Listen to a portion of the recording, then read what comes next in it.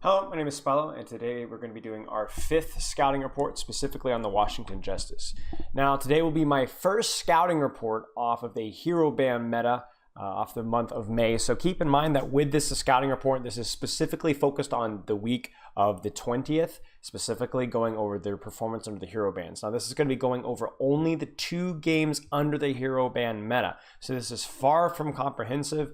Could have just been a fluky weekend, sort of an issue, problematic. With the Washington Justice, we don't really know what was the issue with them. They looked very poor this weekend. So again, this is not a comprehensive, this is exactly what's going wrong, and this player is trash, this player is great, this player is perfect, or these are their issues. This is just from what we saw from the, well, how many was it? It was 8 maps specifically against the Boston Uprising and Paris Eternal. I studied those maps thoroughly. It was about 13-14 hours of study. And now we're going to be presenting with my results. So focusing first on their macro. Now, one good thing about the Washington Justice is that it had solid mid-fight tempo / aggression at many points on different compositions. In other words, it wasn't just their initial engages that usually looked okay. A lot of times there were mid-fight quick adjustments, quick rotates, quick push, decisive push, which shows some sort of underlying teamwork leadership that obviously that this team was executing on well. Now, this is something that I assume that they were doing well before the hero band meta as well. So there's clearly they have some underlying strengths when it comes to teamwork and leadership. So I don't think that was a major issue when it comes to them performing poorly. But that was good to see. Going on to the 2 macro issues I think they came across regardless of the composition. One was horrific positional issues at many points in compositions. Washington Justice were one of the worst position teams in the Overwatch League this weekend, which is impressive considering the fact that they are considered to be such a good team. Their macro discipline when it came to positioning was absolutely atrocious. Ilios Lighthouse and Ilios, well, we're going to touch on this a little bit later, but terrible positioning in relation to high ground, knowing what they were supposed to be doing and where they needed to be. Rialto first attack, again, no prioritization on clearing and utilizing high ground when it was available. Numbani second attack, Core sitting on the floor for absolutely no reason whatsoever. Numbani first defense, giving up high ground, again for no reason. Volskaya second defense, again giving up high ground for no reason. Volskaya first attack rotates, very sloppy movement from the backline, indecisive, unsure of what to do, disconnected. Hollywood first and second attack, again major issues with high ground control. And that's not even including all the other maps where we consistently saw at least minor issues with positioning, which some of that's normal, but with Washington Justice, it was more of an issue than I've seen with other teams, and certainly was a standout macro problem with them. Some serious positional issues. Now, obviously, we're playing a lot of different compositions. You're playing a lot of matchups that probably they're not really experienced with executing on, but some of the things that we're seeing them struggle with aren't really compositional specific positional errors. They're just, regardless of what you're playing, this is kind of what you need to be thinking about, and they're muffing it up over and over and over again. Needs some serious investigation and addressing ASAP if this team is going to be improving. Compositional issues, so again, this is something that we're expecting most teams to have problems with when it comes to the hero band meta. Not everyone's going to make a read of the meta perfectly, and let's also be very clear that this is my opinion on the hero band meta from what we saw this weekend, so this is not gospel truth whatsoever. This is just my take. I don't like the Moira Echo comp. I don't think it's a bad composition. I think it has good potential. I just don't like Echo in it. I think Echo is a hero that wants to split, wants to take angles, but doesn't have any form of range support. In the Moira Lucio composition, she cannot be healed if she's taking any form of significant noticeable angle, and we saw Assassin really struggle with this. We'll talk more about this later. We thought about like all the different heroes that could be filled in there. I didn't really come up with anything good. Maybe we could try Genji in certain circumstances.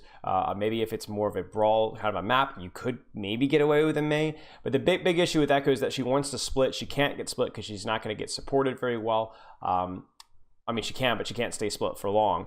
And then also, she doesn't really have a defensive cooldown. So all the heroes that usually function within the Moira Lucio composition, whether it's Winston, Diva, Moira Lucio, Reaper, Sombra, Tracer, those guys all have defensive cooldowns. Echo's shift is nowhere near a defensive cooldown in any way, shape, or form. So it's a big weakness in the composition, which if you can't fill that weakness by picking a different hero than Echo, I think you should probably not be playing that composition to begin with. So some major question marks with this composition.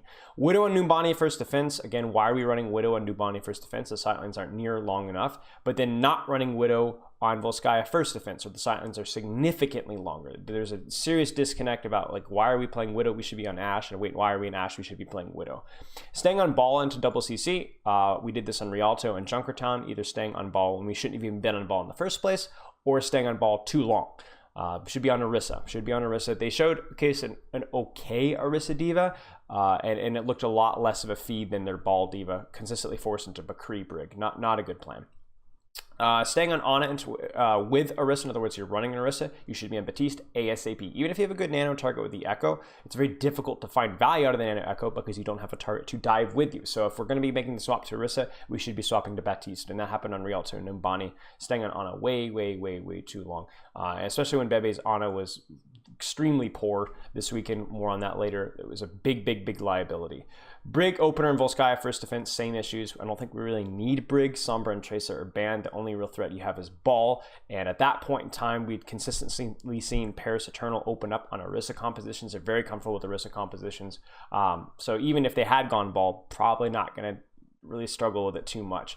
Dive on Junkertown, attack into double CC. This was just baffling to me why you'd go a dive comp into double CC, spam McCree, like Hanzo, Echo, Sigma, Brig, and then they're one swap away from McCree. It made no sense whatsoever. And then staying Widow too long on third defense Rialto. So on defense there, we need to get off of Widow, we need to go McCree or Ashe to the shore sidelines.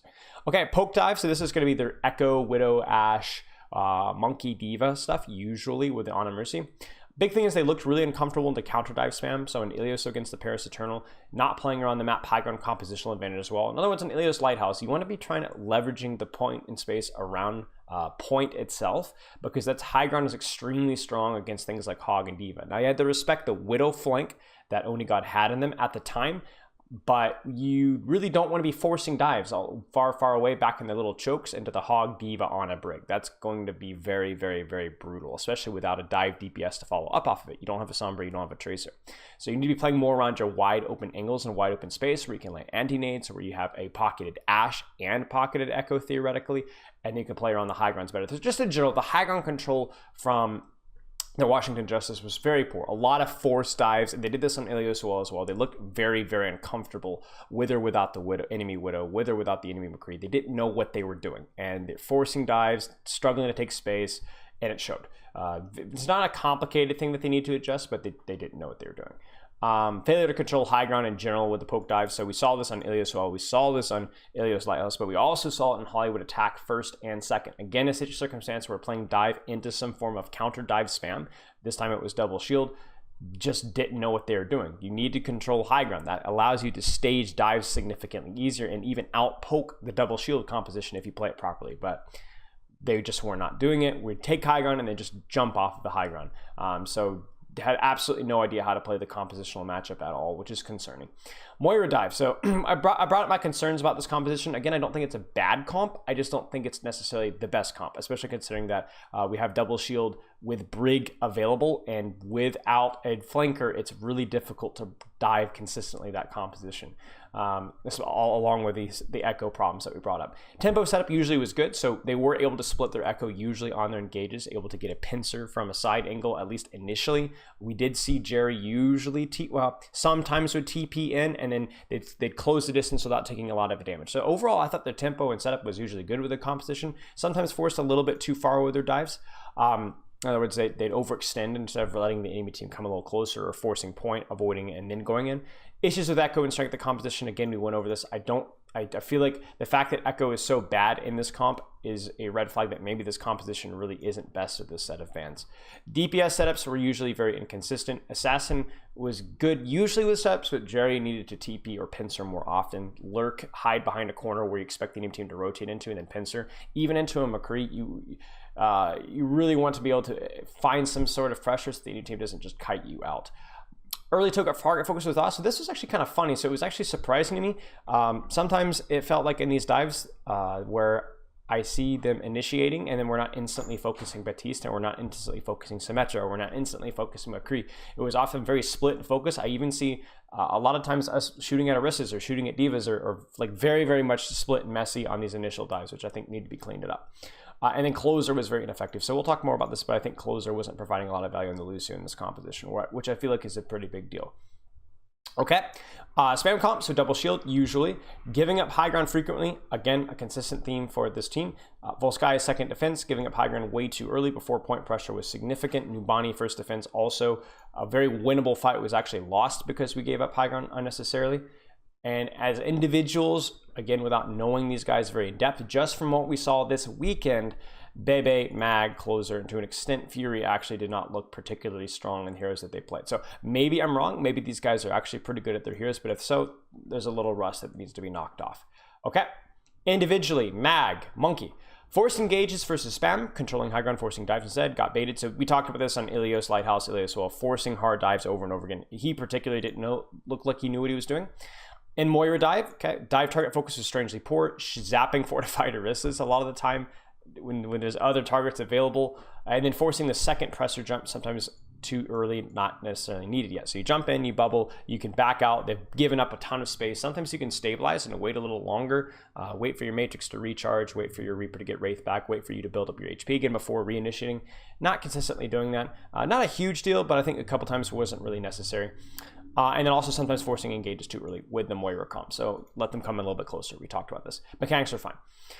Ball engage timing with team is a big problem. So whenever they're playing these dive comps that were not revolving around Monkey, these ball spam comps, his timing was atrocious. Usually consistently early over and over and over again, but for his DPS or tanks or supports are able to find follow-up off of it, getting himself picked, getting cooldowns forced. Very desynced with his DPS lineup, very desynced with his team, consistently in a lot of maps against different compositions, usually early. So this needs to be sorted out. There needs to be, you need to wait, let them come a little closer, or I'm going in, get ready. Like that communication needs to be sorted out. It was an issue in Rialto, it was an issue in New Bonnie, it was also an issue in, I believe, Junkertown as well. Basically every map that we played ball on. The quality of the engage was okay, usually not respecting enemy CC as much as we should have, hard committing, not baiting as well as I'd like, but overall wasn't terrible as ball. Orisa gave high ground for no reason. Again, consistent theme with this team. Halts are pretty mediocre, just using to use mist often. So just like throwing halts behind shield, nobody's getting any value. The Orisa shield's healthy. His DPS can't even see the halt yet. Basically, Dawn was hard Orisa diffing him throughout the entirety of their matchups on double shield. Outside of that, cooldown usage was okay. Fortifies are all right, but the halts were just extremely low value. So even with a relatively low cooldown of halts, you need to actually get something out of it. But a lot of halts just didn't. Either were missed or just weren't used. Hog was serviceable. We saw that in Volskaya. Fury.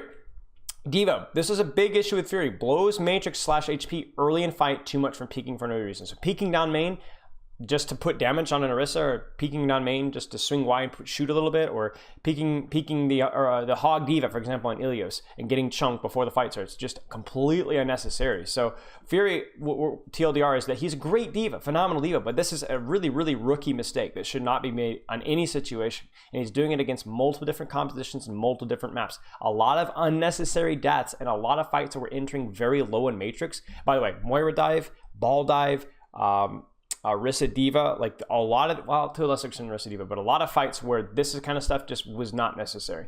Micro missile usage could be cleaner, using it mid-fight or as there's an actual initiation, not in poke phase, literally 1 second before a fight starts. That's no good.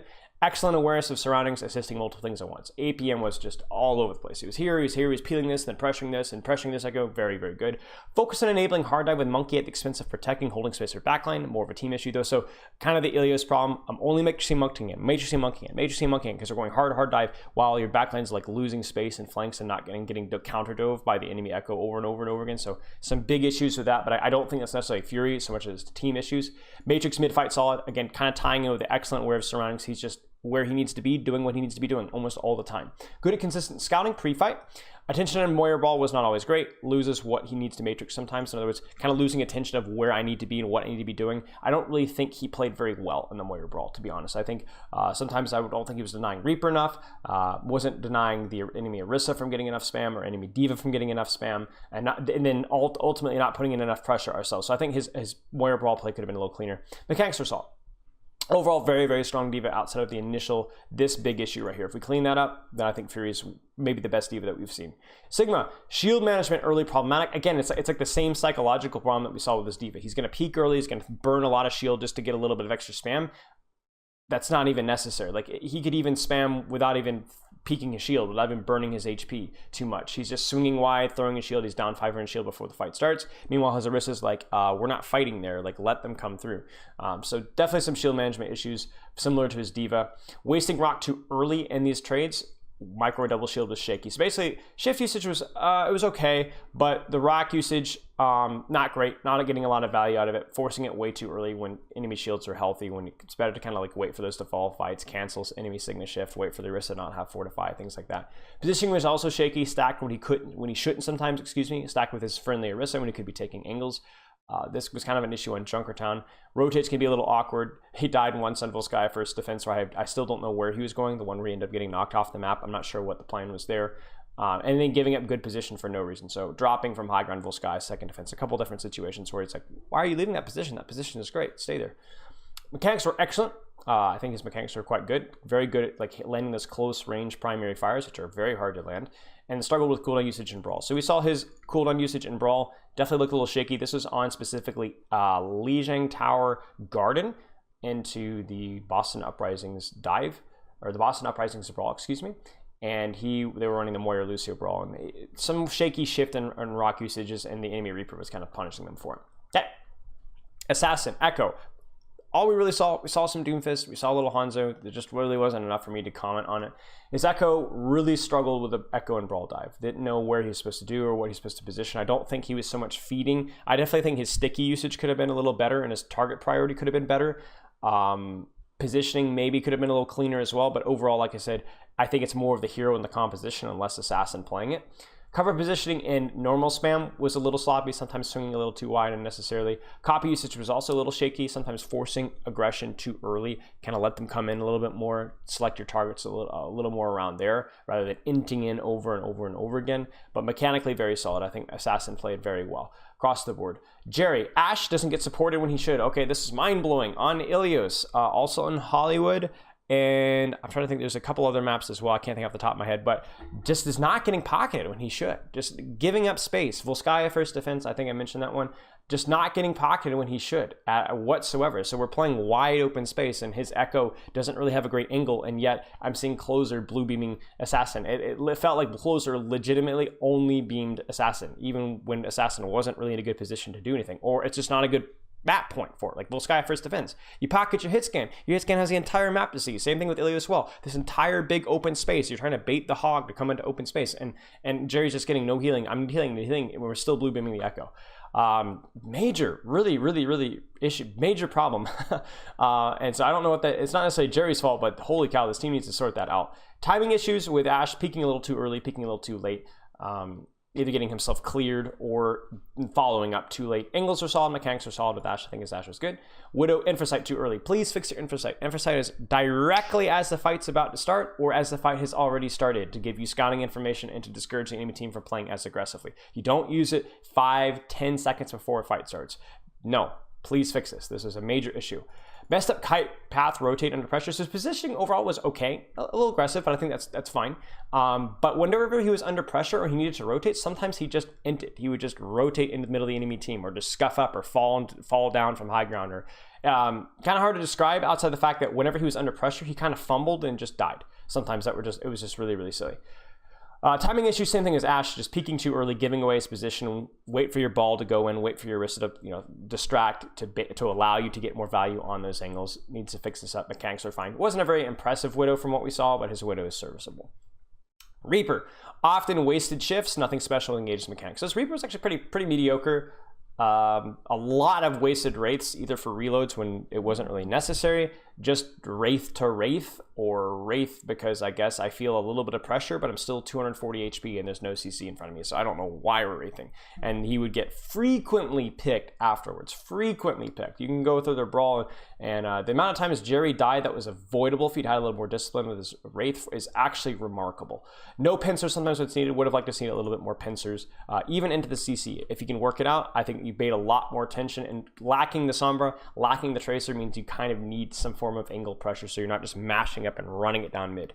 Small sample size with Kree was fine. Nothing particular. Okay, Bebe. So this is the big one. Bebe, I think, was one of the major weak points in macro. So obviously it wasn't a macro issue, but Bebe played very poorly. I'm not sure how good Bebe is. Maybe Bebe is an excellent flex support and just had a really bad weekend. That is absolutely a possibility. So I'd love for you guys that watch this video to let me know, what do you know about Bebe? Is this normally how he plays? Do they usually play a little cleaner than this? Because Bebe was a major problem for Washington this week. I think if you put in any other Overwatch League flex support that performs even at a mediocre level, Washington has a much higher chance of winning these games. I was one of the worst performances I've seen in a while. So I'm not sure what's going on. Major issue with positioning, lack of cover, getting too close, dropping from high ground. Many first deaths, many avoidable deaths on any map, any composition, any matchup. It was almost hilarious how many times we were dying first as Ana. Oh, why are we there? Oh, why did we drop from high ground there? Oh, where's our cover? And then a major issue with missing cooldowns, easy sleeps and nades that were just completely whiffing. You're not going to land every one, but you need to be landing most of the easy ones, and we're just whiffing them. We landed a couple of decent ones, but most of the easy ones were whiffing or forcing in situations that make no sense. In other words, there's no follow-up there. That's an Orisa shield. And then in general, just like not really hitting the hard ones when it counts. Like we don't expect most players to ever hit them, occasionally maybe, but at least sometimes. Just no, very low clutch value, very little value from his Ana in general. It was quite heavy. Some silly deaths as well that weren't even had to do with positioning. Dying with cooldowns available. We're getting mined as into the ball, and we just walk backwards into mines, even though we have Biotic Nade to heal ourselves and break nines, but we just don't. Peeking into Widowmaker, just some stupid stuff as well. We're getting fluxed right next to a wall, and we die with Nade when we can nade the wall next to us and survive. Lots of things. Mechanics, nothing special either.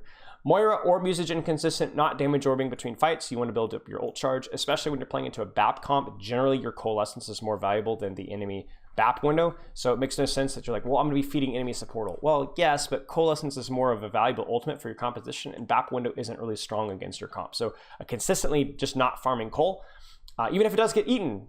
If you can get an extra 5-6% between fights consistently, or 10% between fights consistently, you need to go for it. Could have orb engaged earlier on your initial dive. You want to be heal orbing pretty quickly to preventively heal your team, so that and also have your second orb available sooner.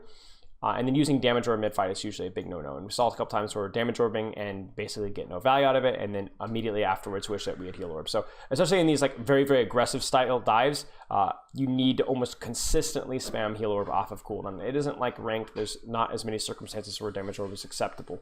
A couple of silly deaths, walking into Death Blossom twice, not avoiding High Noon, just a couple of like just what on earth are you doing? How did you die to that? And then resource management could be a little cleaner. So a little bit less puff control between fights, looking more to save ourselves some resource when we didn't need to. BAT positional issue, same to our Ana, just cover usage wasn't great. Getting too close to the enemy team unnecessarily, not utilizing high ground as much as we could, didn't respect enemy Orisa halt very much. A lot of unnecessary deaths, a lot of unnecessary risk. Cooldown usage wasn't great. Some were wasted shifts, some wasted lamps. And then weapon play / mechanics were okay. Nothing to write home about. But major issues with Bebe. I hope that whatever happens, that they're able to sort that out. Closer, Mercy. Some positioning issues, not tracking rotation / losing pockets, sluggish evasiveness. In general, just not really avoiding a lot of avoidable deaths that would have been like, oh, I can understand why you died there, but a better Mercy would have avoided that consistently. So a lot of times where I think I was a little unhappy with our deaths, not tracking enemy positioning, losing our pocket because we're getting a little sloppy with our positioning. Pocket priority issues. We brought this up with Jerry. Who needs support? Who can do more with the situation? Like permanently with blue beaming assassin. Sometimes we missed pockets on Bebe who could have survived. Like when he's being fluxed, we need to be beaming that. Too much pocket on Echo. Like we said, way too much pocket on Echo. While Jerry's on Ashe with a great angle or has great space. Just very, very, very problematic. To the point to where we're on Volskai's second attack, we're going to rotate our Echo, Mercy, whatever around left, but we're going to leave our Ashe on main with our Ana. That doesn't make sense. You usually leave the self-sustainable support by themselves, the Mercy, right? I'm not sure what their logic was for a lot of these choices. And it didn't seem like they were getting enough out of the pocketed Echo. Assassin's great, but Assassin's not killing 6 to fight. It just doesn't make any sense. Resing too soon, not getting support, comms may be an issue, so maybe you need to check communication with a resurrect, the timing of a resurrect, wait for the fight to kind of stabilize first, or make sure that your team is playing around it. Beam management's okay, sometimes a little bit too much heal beam. Better camera management, more scouting, so like we're kind of not really moving our camera a lot, more scouting, checking left and right would have been helpful. Lucio, too much speed and no movement. In other words, we kind of initiate. I want to see us on heals as much as we can if we're not moving around, unless we're farming up coalescence. That was one thing that he did do well, is that they would rotate with the Moira comp and he would sit in speed. he would let his Moira try and get some of the ult charge so they get that cult first. So good heads up movement, good heads up decision from him. Wasted amp, didn't follow up team using mobility cone. So he was consistently amping on dives, even short dives. But the problem with that is your Reaper TPing, your Echo's shifting, your Winston's jumping, your Diva's boostering, and your Moira's lagging behind throwing a heal orb, and she doesn't really need amp anyway. So I do not agree with amp at all. It's good to be in speed, but then you speed in and then you save amp for once you actually initiate to kind of heal amp to sustain while you're in there. So we were consistently amping our engages, and it just didn't do anything. Like they're like these tiny little dives, and it just complete waste of amp. Sometimes also amping wasted on heals when nobody's taking any damage or he's not really around his team. Not getting a lot of value in the dive in general. So in the Moira dive just kind of looked lost, especially in King of the Hill. Would have loved to see him deny Reapers more, disrupt Sigmas, threaten boops on enemy squishies, pressure backline. Lots of things that you could be doing when you're playing this comp that's aggressive. A lot more Reddit available, and he was playing too passive and then getting split and just kind of generally being a nuisance, but not really doing a whole lot. So I think I would have liked to see him actually figure out like what is he supposed to be doing and then actually accomplishing something. Not calming beat potentially. So this was a micro issue. I only saw it a couple of times, but several times we saw him using beat where it looked like his team wasn't really in a position to, I guess we're beating, but we've already used defensive cooldowns. Why are we using Sigma Shift and Orisa Fortify and beat? Or we'd be 95% on beat and we're going in, right? Wait, 5% away from beat, guys. Like, let's just chill. And that cost them a couple of fights. That actually crucially cost them the last fight on Lijiang Tower Garden against Boston Uprising, because they died at 95% beat. We've got Orisa Doom going in when we're almost had beat. Okay. Brig, not a good Brig. Frequently wasted armor packs on tanks, full HP targets. Again, it's fine armor pack a tank if they need help, if they're critical, but you've got squishies that you need to pocket. There's got squishies that are dying because they don't have armor packs. A lot of wasted armor packs, even packing full HP targets many times. HP management problematic. In other words, hey, I'm low in HP. I'm going to drop my shield to do something, even though I'm like 80 HP. But wait, I've got 200 shield. Why am I dropping my shield? And then I die. I'm like, well, wait, you could have just shielded and you would have healed up, and then you could have, yeah. So not very good shield and HP management. Failed peel pocket on squishies. So as we talked about, kind of tying into this, a couple times squishies died that should have received pocket because he was just simply not pocketing them fast enough or not looking at them. And then sloppy peaks positioning. In other words, getting himself picked unnecessarily. Not respecting enemy spam, swinging too wide of a corner, little things like that. So in general, if we kind of go at the overall Washington Justice issues, the macro things or the positional issues are a big deal. The compositional choices certainly were not stand out to me. I think they were slightly behind the curve when it came to compositional choices across the board.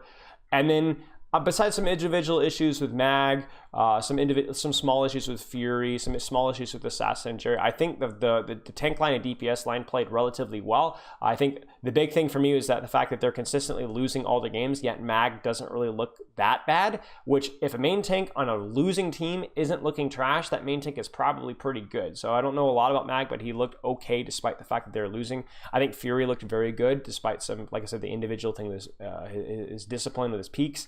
Assassin kind of just an Echo OTP all week long or all weekend long, but looked okay. Jerry wasn't like throwing hard. Jerry was playing okay. Not having decay is the real big question mark, but again, we don't know why. But the real issue is what's going on with the back line. So Closer wasn't consistently throwing, but getting lower value, making a lot more errors, and Bebe was just atrocious. So I'm not sure what the deal is, but that needs to be situated. There's a big gap between, at least this weekend, between tank DPS play and then support play, and that needs to be situated. They don't even look like they belong on the same team sometimes. So hopefully they sort these issues out. Again, this is from a relatively small sample size, but this is my honest and concise, sort of concise opinion on exactly what went wrong this weekend and what they need to address in the future. Hope you find this helpful, and I'll see you in the next Scouting Report.